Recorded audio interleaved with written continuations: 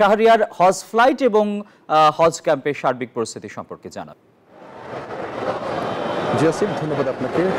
আমি এই মুহূর্তে রয়েছি শাহজালাল আন্তর্জাতিক বিমানবন্দরে টার্মিনাল 1-এ। একটু আগে কিন্তু আমরা দেখেছি যে আশকোনা হজ ক্যাম্প থেকে হাজিরা এসছেন এয়ারপোর্টে এবং তারা বোর্ডিং পাস করে বেরিয়ে গেছেন। ইতিমধ্যে আমরা তাদের সঙ্গে কথা বলে তাদের আবেগ অনুভূতির কথা জানতে চেষ্টা করেছি এবং সেই সাথে প্রশ্ন করেছি যে এবারে হজ যাত্রায় কোনো ধরনের প্রতিবন্ধকতা সৃষ্টি হয়েছে কিনা। কারণ আপনি জানেন যে প্রতি বছরই কিন্তু হজ যাত্রায় টিকিট এবং ভিসা নিয়ে পাশাপাশি ইমিগ্রেশন নিয়ে কিন্তু বেশ কিছু জটিলতা থাকেই সবসময়, কিন্তু এবারের হজ যাত্রায় আসলে এ ধরনের কোনো জটিলতা কিন্তু জটিলতার সম্মুখীন হয়নি মুসল্লিরা।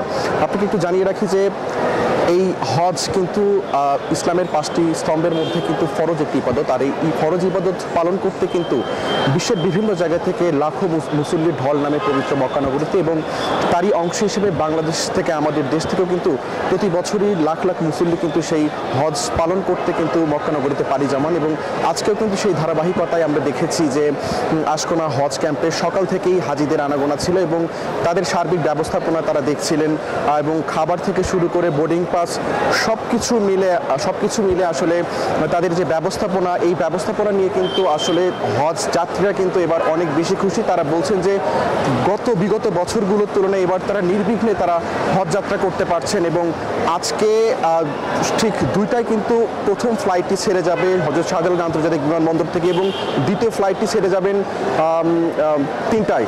তো সব মিলিয়ে আসলে এবারের হজ যাত্রায় আসলে মুসল্লিদের চোখে মুখে আমরা ভিন্ন একটি খুশির আমেজ আমরা দেখতে পেয়েছি। তো বান্ডেল থাকলে প্রতি সেনমানিতে টাকা বাঁচবে।